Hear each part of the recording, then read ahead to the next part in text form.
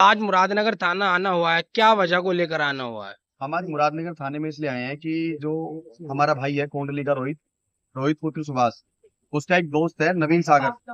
वो दिल्ली का रहने वाला है। नवीन सागर दिनांक 3 तारीख को 3/6/2026 में हमारे घर पे कोंडली में आया था। और कोंडली में आने के बाद वो एक रात मेरे भाई के साथ, मतलब जो हमारा दोस्त है, उसके साथ रहा। और वहां पे उसने क्या किया, सुबह के टाइम जब 4 तारीख थी तो सुबह उसने कहा कि मुझे जलालाबाद गांव में अपने भाई की पैरालिसिस की दवाई लेनी है। एक हमारे मुरादनगर थाने में जलालाबाद गांव पड़ता है, तो वहां से वो पैरालिसिस की दवाई लेने के लिए उसे अपने साथ बहका कर लेकर आया, रोहित को।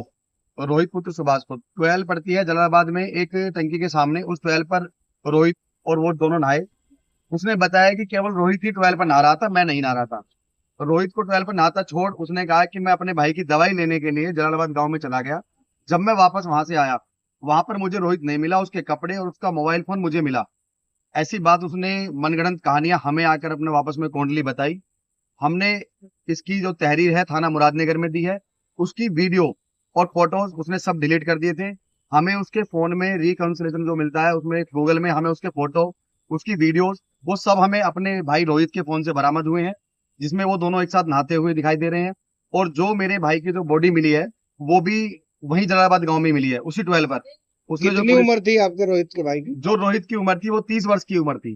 क्या करते थे वो? और रोहित जो है डीटीसी से अपना कंडक्टर थे वहां पे। ये दोनों एक ही साथ काम करते थे। तो दोनों साथ ही आए थे दिल्ली दोनों से? साथ ही आए थे और अब 1 साल बाद दोनों एक साथ मुलाकात हुई है दोनों की, जो 3 तारीख में हुई है पहले। तो उसने घर जाके क्या सूचना दी, अकेला पहुंचा जब वो? उसने घर जाके बताया कि रोहित केवल 12 पे नहा रहा था, मैं नहीं नहा रहा था, मैं अपने भाई की दवाई लेने के लिए जलालाबाद गांव में चला गया। हम्म। उस बीच में जब मैं वापस वहां पर पहुंचा तो मुझे रोहित नहीं मिला। ऐसी उसने मनगढ़ंत कहानियां हमें बताई। उसके बाद आपने क्या किया? उसके बाद हम अब थाना मुरादनगर में आए हैं और हम कहते हैं, हम मुरादनगर थाने से निवेदन करना चाहते हैं कि इसके विरुद्ध कानूनी कार्रवाई हो। हमारे भाई का मर्डर इसी व्यक्ति ने किया है। इस बात की हम अब उसके फोन की जो हमने डिटेल उन्हें डिलीट कर रखी है, हम पूरे साक्ष्य के साथ कह रहे हैं। तो आपके भाई की जो मृत्यु की सूचना थी वो कब मिली थी आप? वो हमें 4 तारीख में सुबह के टाइम जब वो शाम सुबह लेके आया, वो उसके घर जाने के बाद शाम में हमें थाने से पता लगा। 6 बजे चौकी। उसका पीएम हो गया, पोस्टमार्टम हो गया?